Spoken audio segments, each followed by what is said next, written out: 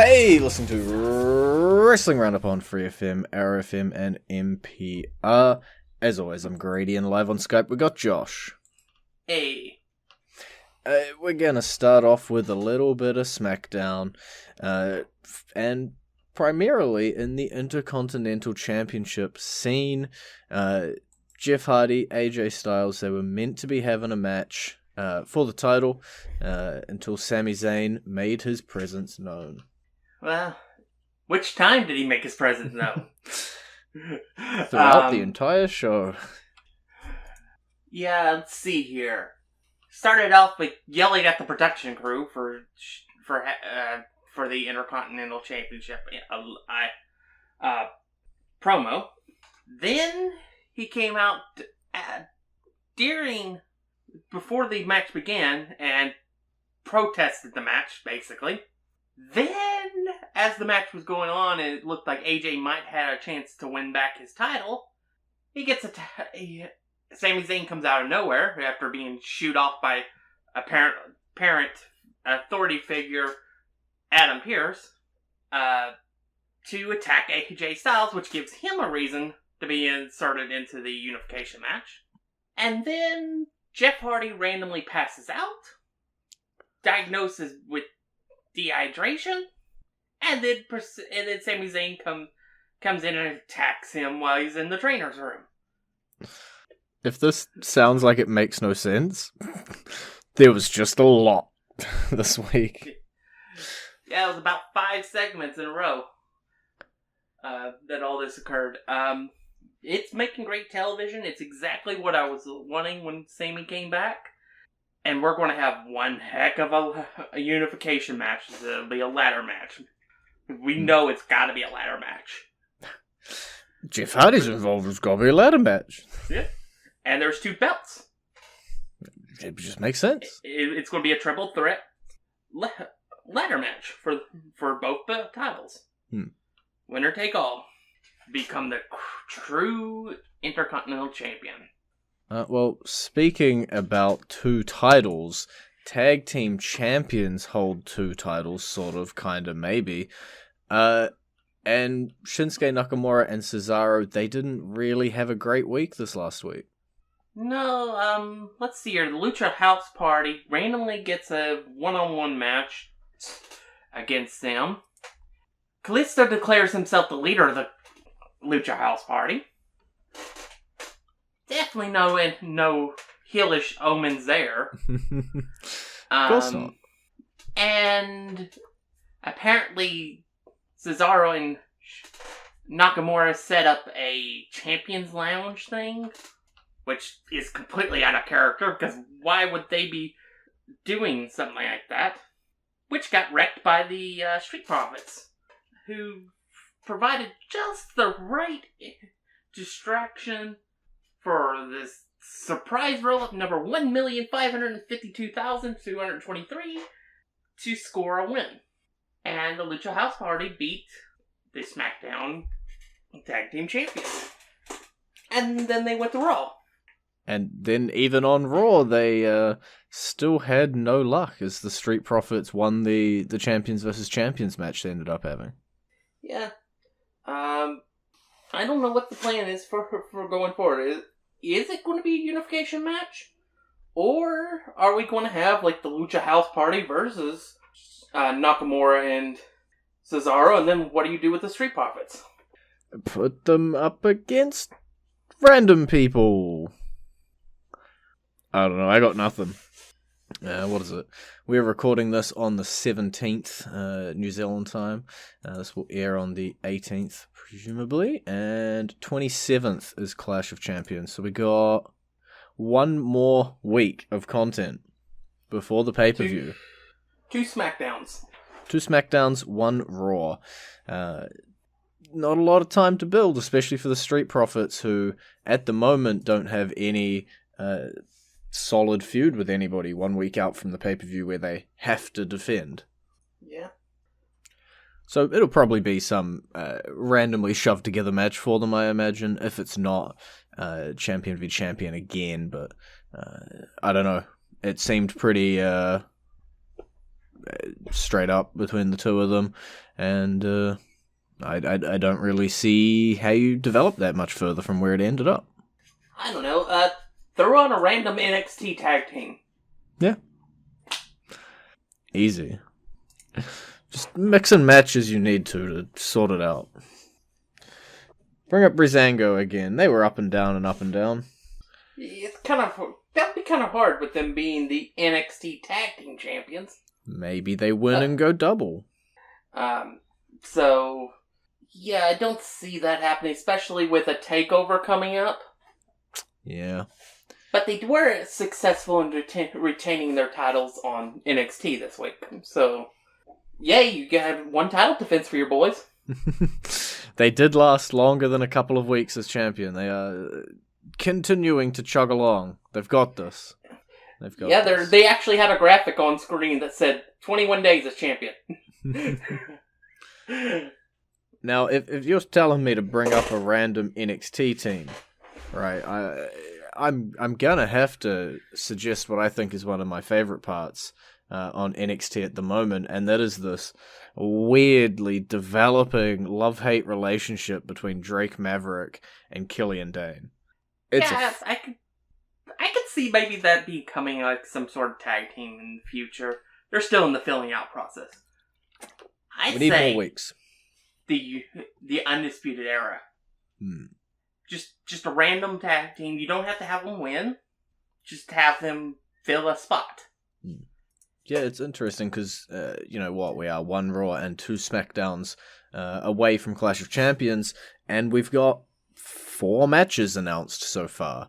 I can let you know at the moment that there is a lot more than 4 championships in the WWE. Obviously, we think we know where they're going for a couple of them, like the Intercontinental belt, potentially the SmackDown Tag belt, but there's still quite a bit of uncertainty with this pay-per-view in terms of some of the feuds getting locked in as what we'll be heading to Clash with.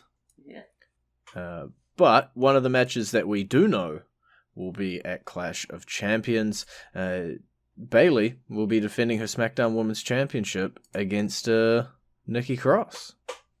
Either Crazy Nikki finally gets the title, and if she does, it'll be because of a distraction by Sasha Banks, or we continue on the path to WrestleMania with Sasha versus Bayley.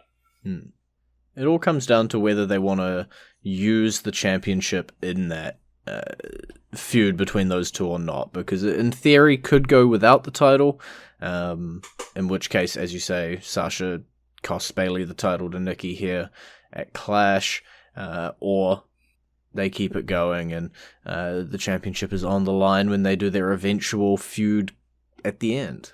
Yeah. I personally think for the storyline and everything, including some of the offshoot storylines, I almost think Bayley has to retain. Because a lot of the storyline is Sasha can't get it done on pay-per-view. Yeah. So her winning the Royal Rumble and facing Bayley at WrestleMania would make all the sense in the world for the storyline. It's true. It would definitely capitalize as well on Sasha Banks in that finally big payoff of winning the championship gold at that point. But something I want to mention while we are talking about the SmackDown Women's Division, Alexa Bliss, we seem to be going full throttle now in this sort of Fiend storyline for her. She did hit a Sister Abigail during her match and then walk off in a trance. Yep, she became a zombie and just, I guess, backstage had some brains for her or something. I don't know. Because she completely abandoned the Fatal 4-Way match. I've got nothing more. I just want to mention it. And she was not the new member of Firefly Funhouse either. No, that would be too obvious. Yep. Instead, we got a lovely little walrus. Which is obviously a a play on Paul Heyman, which makes complete sense since he's kind of feuding with Roman Reigns and his special counsel. Yeah. So yeah, this will be fun to watch this play out. You have to remember that a lot of people hated when they brought Husky, the pig boy. A lot of people hated Rambling Rabbit, and now they're the most popular characters in the entire thing. So it's just one more element for the Funhouse to tell the story while he's not directly involved with the Universal Championship. Yeah, it's exactly that. It's just something else that can continue along and do multiple things. Like he has a goddamn Vince McMahon puppet. He's not in a feud with Vince McMahon. He still has it. He can have puppets of whatever he likes because those puppets sports entertain me thoroughly. Yeah. And I think the best one is the Vince McMahon puppet, to be honest. Yeah. Simply because it plays up on so much on all the stereotypes about Vince online. I think those Firefly Funhouse and honestly a lot of the stuff with The Fiend is some of the better written stuff in terms of, as you say, there's those references out that way if you're looking at the Firefly Funhouse match from WrestleMania, and just the callbacks and the references to things that I guess the wrestling fans with memory can pick up on and stuff like that, while still being on the surface level entertaining. And entertainment is the name of the game. In fact, it's the name of the company. World Wrestling Entertainment. It is in the acronym, yeah. And we do have to talk about the main event of SmackDown as well. Roman Reigns teaming up with his Clash of Champions opponent Jey Uso to take on Sheamus and King Corbin. For all of about 30 seconds. Well, the rest of the match was a 2-on-1 handicap match in which Jey Uso was actually getting the better of Sheamus and Corbin. It was definitely a match that was made to build Jey Uso. Yeah, he's like the like Wile E. Coyote when a train's coming, but he doesn't realize it yet. That's Jey Uso right now. He doesn't realize the disaster that's coming his way. Yeah, it was. Honestly, the end of this match booked pretty well. You know, as you said, Jey Uso's been getting that little bit of a rub throughout the match, going toe to toe with King Corbin and Sheamus, and then Reigns comes out and steals the victory for himself. Yeah, he does what his shirt said: show up and win. Yeah, and that's what he did. He showed up when the match was in hand, won the match, as he was the one that got the pinfall, and then had a very nasty look towards Jey when Jey was just trying to celebrate with holding their hands up because his hand was on Roman's Precious. Don't touch the Universal Championship. And that's what led me to my little comment about him being on a railroad tracks with the train coming and not realizing it. And that is also what led us to our entrance theme this week, which will be that of the Usos.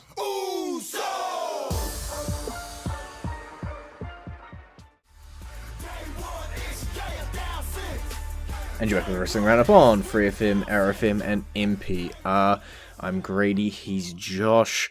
We just ran through most of SmackDown. Let's switch cases over to Raw, because their Clash of Champions main event is also heating up. Drew McIntyre, Randy Orton.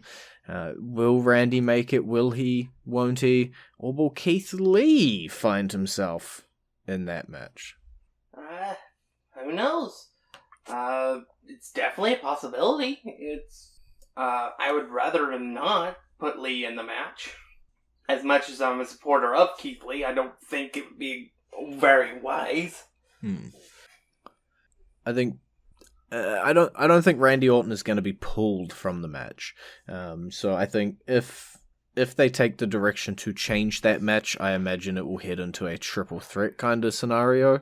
I don't expect Orton to be pulled. Yeah, especially considering that they just made a new stipulation for the match, being an ambulance match. That kind of says finality for the feud between Orton and McIntyre, and it says Keith Lee's nowhere near this, please. Yeah, it's kind of hard to throw two people in the back of an ambulance anyway, so who knows what will be. But once again, this is one of those, we talked about it a little bit with the Intercontinental title on SmackDown. McIntyre Lee was the story of the night. You know, we open up with the segment where we learn that stipulation that potentially Orton could be replaced by Keith Lee. Then they get into a brawl later on in the night, and then they eventually have their match, and then Retribution come out and ruin the finish of it. Yeah, as Retribution does. Unless Roman Reigns is on the show. Yeah, because they don't show up on SmackDown anymore. That's you want protection for your brand? Just get Reigns to show up. Magic. But yeah, so the story of McIntyre and Lee was spread throughout the episode, but was definitely punctuated at the end of the show. It was Retribution taking them both out, and then the Hurt Business decided to take them on. Yeah, that's an interesting scenario. Something I didn't expect to see Retribution going against the heel faction. Yeah, the Hurt Business sort of just offered up their services. So I think it was Adam Pearce, and like, you want to use us?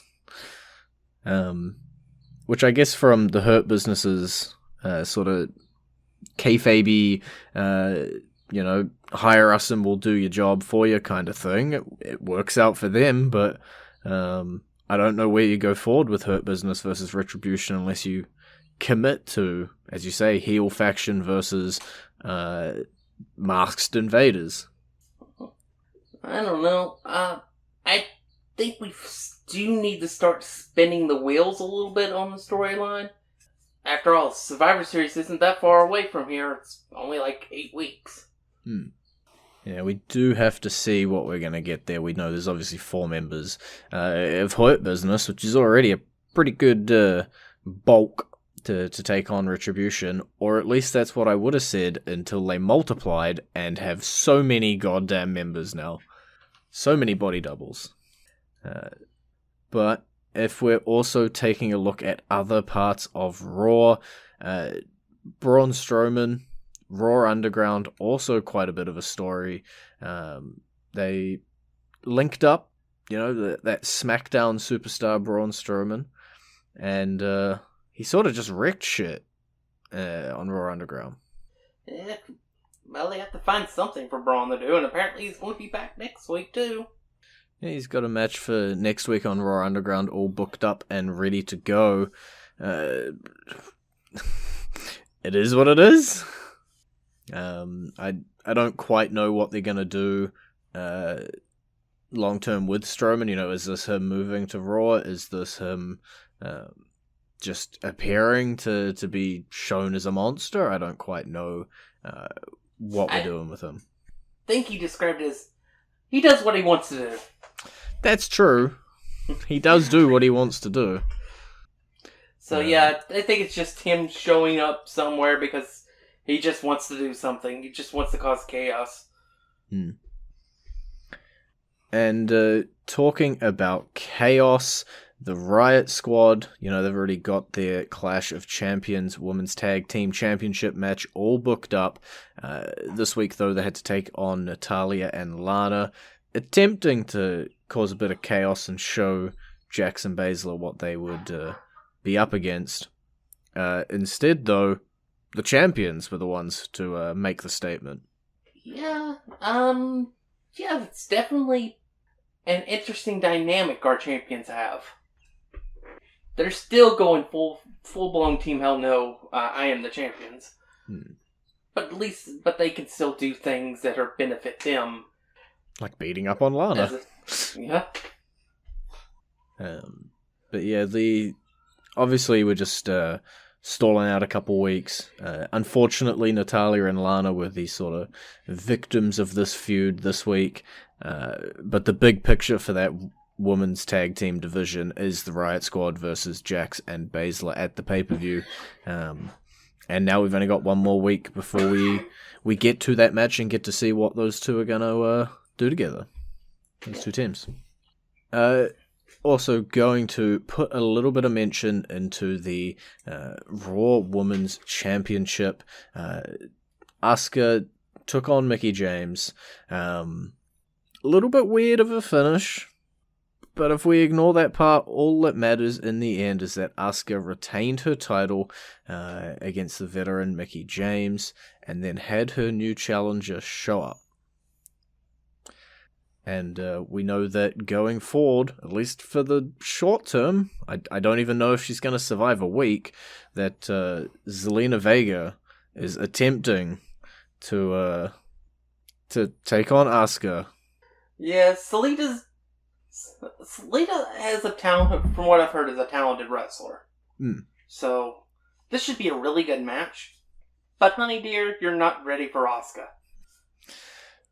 Yeah, Zelina is amazing wrestler, great, but like kayfabe wise in the WWE, she is way more towards a manager, and so it's a little out of nowhere. I honestly would not have expected this to be the path they're going, but it'll be interesting to see what Zelina shows and sort of, I guess, where her power level falls. In the big world of the women's division. Yeah, because her little faction is falling apart. Definitely because of the womanizing ways of Angel Garza. He's driving Andrade and Zelina Vega crazy, and they're constantly fighting. And I think this is her way of getting away from it, is to be put into a coma by Asuka. That's one way to do it.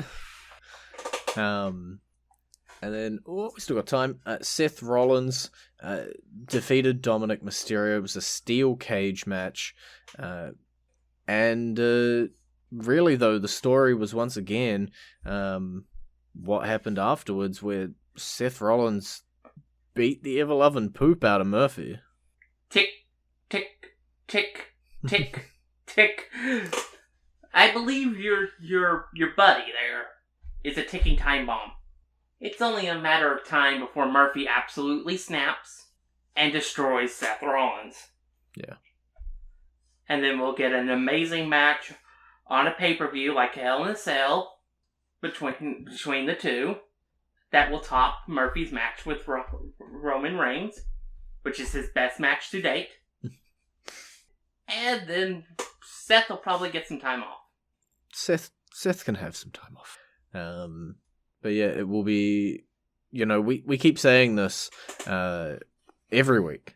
Are we correct this week, finally, in saying that Rollins Mysterio has ended? I'd say 95% more likely. Because this is WWE and anything is possible, as we've been proven over and over again when we say something has a Dolph Ziggler chance. It was a steel cage match. Come on, that's a feud ender. Yeah. We will have to wait and see, I guess, what is in the future of these two. Are they going to clash again? Or what is going to be the case? We've got a very small amount of time left in the show. I got one final question.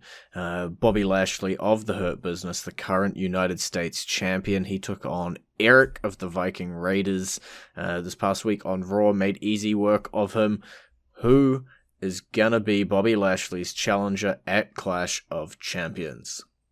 It's going to be one of the. It's probably going to be Ricochet. Okay.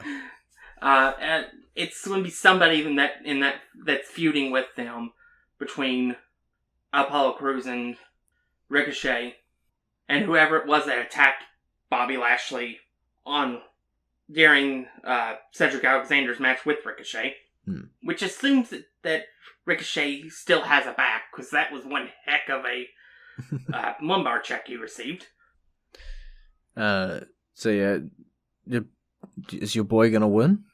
No. Oh. I gave you the chance to lie for some self-confidence. You could have just said yes and given the win to him. Sometimes you have to be realistic. No, I don't. Drew McIntyre will hold the title forever. And I don't know what you're talking about. Because, in fact, we're all out of time, so you can't even defend that statement. It's been great talking to you. Baby. You can visit our Facebook page, facebook.com/WrestlingRradio, or our Twitter page, twitter.com/WrestlingRradio. And we'll see you next week with the preview for Clash of Champions.